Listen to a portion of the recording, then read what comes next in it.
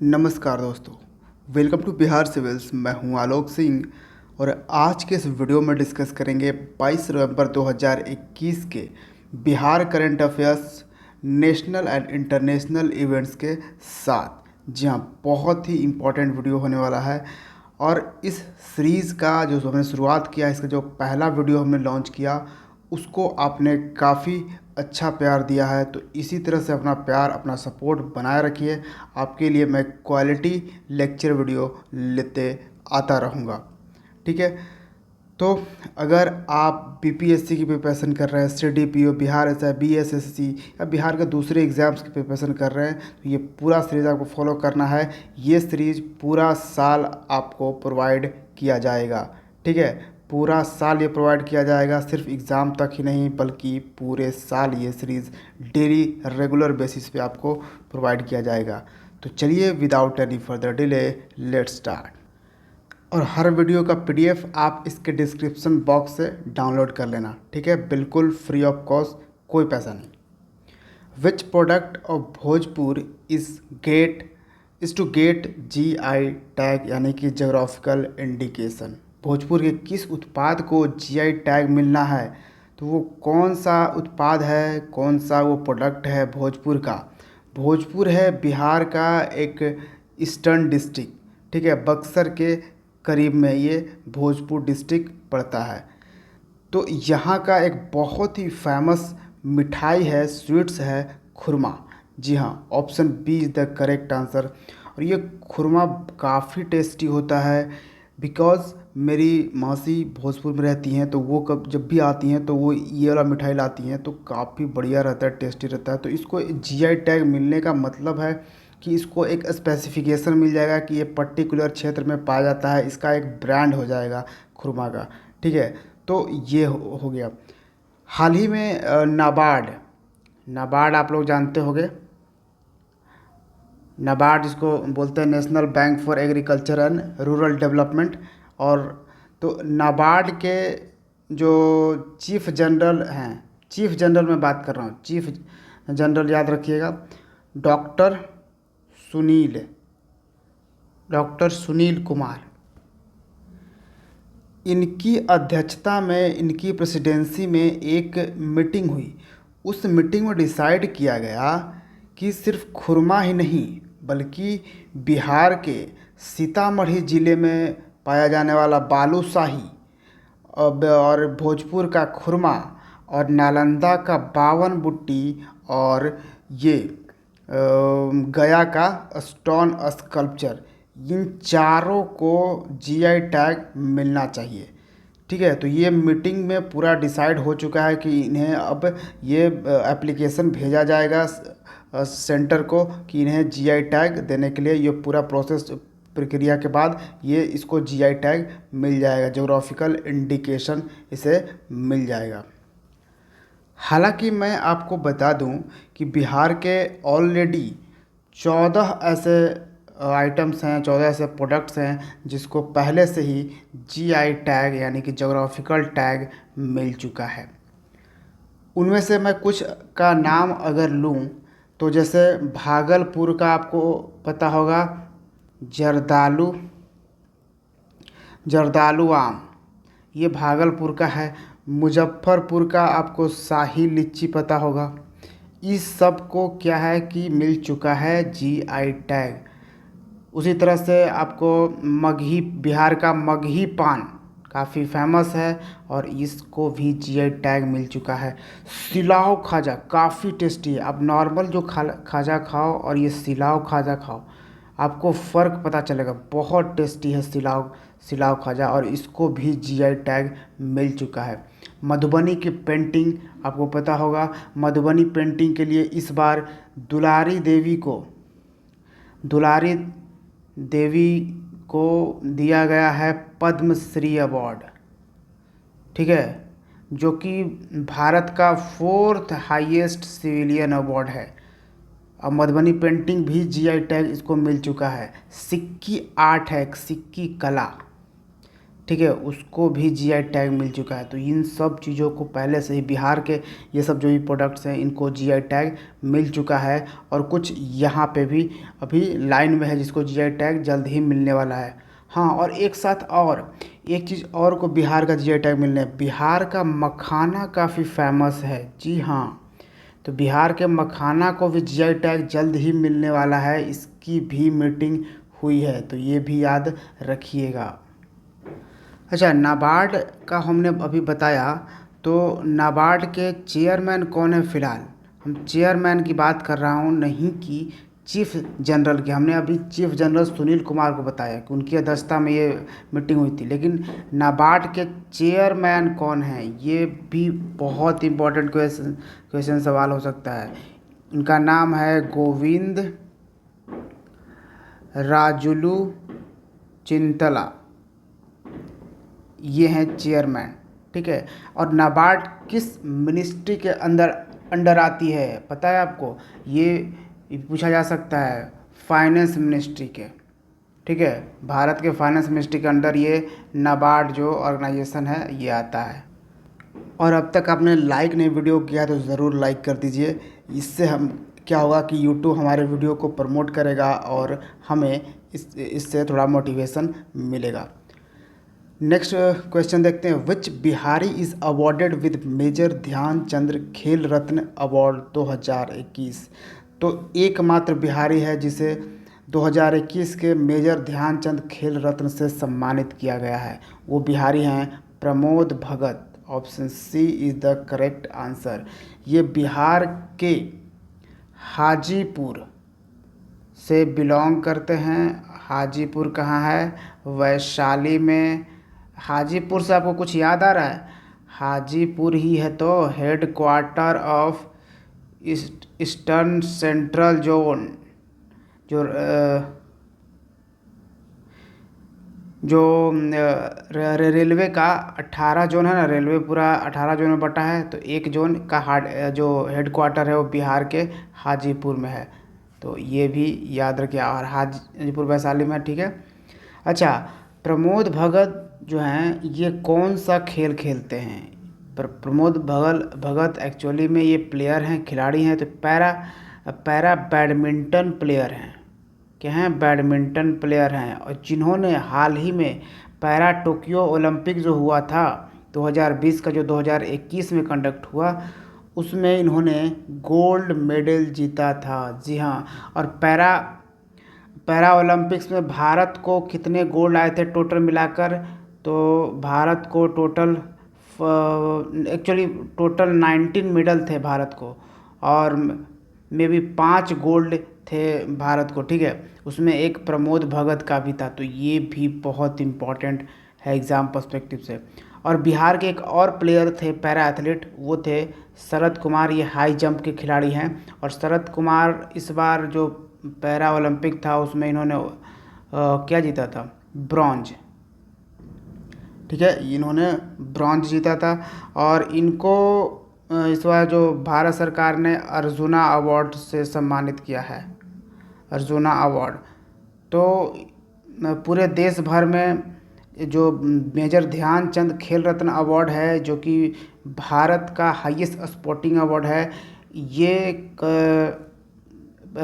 12 लोगों को दिया गया है, पूरे देश के 12 खिलाड़ियों को। और जो अर्जुना अवार्ड है ये देश के 35 खिलाड़ियों को प्रोवाइड किया गया है। और एक द्रोणाचार्य अवार्ड है जो कोचेस को मिलता है, वो 10 कोचेस को प्रोवाइड किया गया है, तो बहुत ही इम्पोर्टेंट है, याद रखिएगा। और इवन हमने ये जो पूरा major Dhyanchand Khel Ratna award national award distribution जो है, जो प्रेसिडेंट रामनाथ कोविंद ने डिस्ट्रीब्यूट किया है, उस पर एक वीडियो बनाया है, काफ़ी इंपॉर्टेंट है, बढ़िया से उसको हर चीज़ समझा रखा है, तो वो वीडियो ज़रूर देखिए चैनल पे। Which Indian village has been adjudged as the best tourism village by the UNWTO, United Nations? ये वर्ल्ड ट्रेड ऑर्गेनाइजेशन मत समझ लेना, वर्ल्ड टूरिज़्म ऑर्गेनाइजेशन है, United Nations World Tourism Organisation ये है। ठीक है, तो ये जो ये UNWTO है उसके द्वारा किस भारतीय गांव को सर्वश्रेष्ठ पर्यटन गांव के रूप में चुना गया है? तो बेस्ट टूरिज़्म विलेज है, वो कौन सा है? ये है तेलंगाना का पोचमपल्ली गांव। क्या है? पोचमपल्ली गांव। Option B is the correct answer. और ये जो पोचमपल्ली गांव है ना, इसको silk silk city of India भी कहा जाता है। ये भी याद रखिएगा, बहुत ही इम्पोर्टेंट है। और जहाँ तक बात है UNWTO की, तो इसका हेड क्वार्टर है मैड्रिड में। मैड्रिड कहाँ है? ये है स्पेन में। ठीक है, तो बहुत इम्पोर्टेंट सवाल याद रखना है। और जहाँ तक तेलंगाना की बात करें तो तेलंगाना में चीफ मिनिस्टर हैं के चंद्रशेखर राव, और यहाँ पे गवर्नर हैं तमिली सौंदरराज्य। ठीक है, तो वो भी याद रखिएगा। और जो तेलंगाना है ना, वो सबसे न्यू स्टेट है हमारे देश का, सबसे नया राज्य है। ये 2 जून 2014 को बना था। ठीक है, किससे अलग होके? आंध्र प्रदेश से। नेक्स्ट है Uttar Pradesh first air pollution control tower has been setup in which city. तो उत्तर प्रदेश का पहला वायु प्रदूषण नियंत्रण टावर किस शहर में स्थापित किया गया है? नोएडा में। Option A is the correct answer. और कभी कभी हमारे जो BPSC एग्ज़ाम है उसमें पूछा जाता है कि अगर कोई चीज़ सेटअप किया गया है, कोई चीज़ लॉन्च किया गया है, तो उसका इनाग्रेशन किसने किया है? ठीक है, तब ये जो टावर सेटअप किया गया है, जो उत्तर प्रदेश का पहला एयर पोल्यूशन कंट्रोल टावर है, इसका इनाग्रेशन किसने किया है? तो ये उद्घाटन किए हैं महेंद्र नाथ पांडे। ये हैं कौन? ये हैं union minister of heavy industries. तो ये भी याद रखिएगा, क्योंकि इस तरह के सवाल भी पूछता है BPSC। नेक्स्ट है which city have the 82nd all India presiding officers conference in 2021। 2021 में 22वां अखिल भारतीय पीठासीन अधिकारी सम्मेलन किस शहर में हुआ? तो ये शिमला में हुआ। Option C is the correct answer. और इसको किसने उद्घाटन किया था, इस कॉन्फ्रेंस को? तो प्रधानमंत्री नरेंद्र मोदी। नेक्स्ट है the V power India partnership forum was organized by which organization in virtual format. तो वी पावर जो है इंडिया पार्टनरशिप फोरम का आयोजन किस संगठन द्वारा आभासी प्रारूप किया गया है? तो ये किस संगठन ने ये we power India partnership forum को ऑर्गेनाइज किया है? तो ये जो संगठन है, ये जो ऑर्गेनाइजेशन है, 2 ऑर्गेनाइजेशन है, दोनों मिलकर, वर्ल्ड बैंक और ADB एशियन डेवलपमेंट बैंक मिलकर। Option B is the correct answer. World bank का हेड क्वार्टर आपको मिल जाएगा वाशिंगटन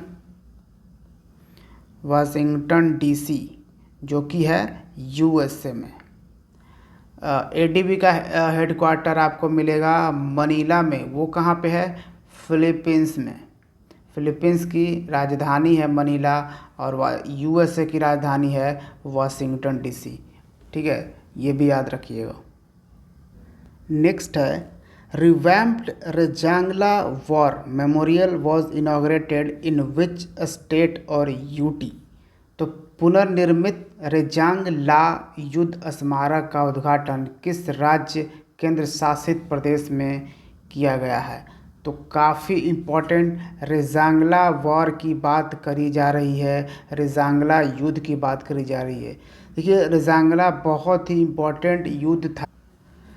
1962 का जब इंडिया चाइना जो वॉर हुआ था, उसके बीच में ही ये रेजांगला वॉर लड़ा गया था, जो कि लद्दाख इंडिया चाइना बॉर्डर के करीब ये रेजांगला वॉर हुआ था।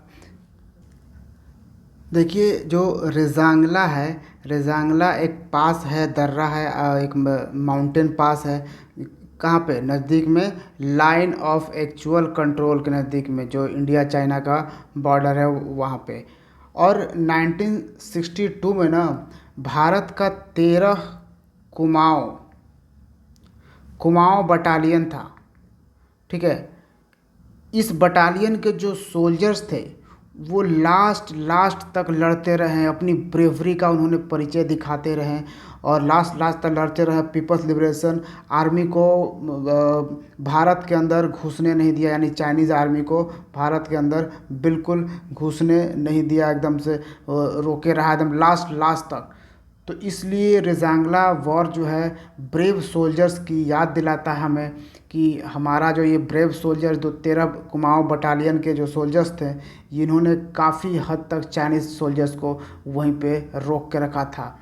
ठीक है, तो इसलिए इसको याद किया जाता है और इसलिए हाल ही में उनके नाम पर, उनके याद में एम मेमोरियल इनॉग्रेट किया गया है। तो ये कहाँ पे? लद्दाख में। Option B is the correct answer. Which country will host 2024 men's T20 world cup? 2024 पुरुष T20 विश्व कप की मेजबानी कौन सा देश करेगा? तो दो देश मिलकर करेंगे, USA और वेस्ट इंडीज़ दोनों करेंगे। Option C is the correct answer. Next, which late actor has been awarded the Karnataka Ratna award? क्या है? कर्नाटक रत्न अवार्ड है, तो ऑब्वियसली आप समझ सकते हो कि कर्नाटक की सरकार ही देगी। ये पोस्टुमसली इन्हें दिया गया है, यानी किस दिवंगत अभिनेता को मरणोपरांत कर्नाटक रत्न पुरस्कार से सम्मानित किया गया है? तो कर्नाटक के मुख्यमंत्री बसवराज बोम्मई हैं जिन्होंने इस अवार्ड की घोषणा की है और ये पुनीत राजकुमार को पोस्टुमसली दिया जाएगा। एक्चुअली हाल ही में इनका निधन हो गया है पुनीत राजकुमार को। ये साउथ के काफ़ी सुपरस्टार हैं जिनको जो ऑडियंस है, इनको जो इनके फैंस हैं, वो इन्हें अप्पू के नाम से जानते थे और काफ़ी कहा जाता है काफ़ी दयालु व्यक्ति थे, क्योंकि ये काफ़ी मतलब 40-50 स्टूडेंट्स को फ्री ऑफ कॉस्ट पढ़ा रहे थे। जो गरीब बच्चे थे उन्हें फ्री ऑफ कॉस्ट पढ़ा रहे थे। काफ़ी ये कुछ ट्रस्ट वगैरह, NGO वगैरह भी रन करते हैं जिससे कि वो लोगों को बेनिफिट पहुंचा रहे थे। तो लोग काफ़ी इनके डेथ पे हार्ट अटैक के कारण इनका डेथ हुआ था। नेक्स्ट सवाल है, India's first portable wireless spirometer has been launched by? तो भारत का पहला पोर्टेबल वायरलेस स्पायरोमीटर किसके द्वारा लॉन्च किया गया है? तो ये कंपनी है Cipla, pharmacist giant company Cipla ने इसको लॉन्च किया है। ये यूज़ क्या करेगा? तो ये जो पोर्टेबल स्पायरोमीटर है ना, ये वायरलेस है, इसमें वायर नहीं होगा। ये डायग्नोज करने में काम आएगा दो तरह की बीमारी को, जैसे COPD और अस्थमा। ठीक है, इसको डायग्नोज कर पाएगा। COPD यानी क्रोनिक ऑब्स्ट्रक्टिव पल्मोनरी और डिसऑर्डर।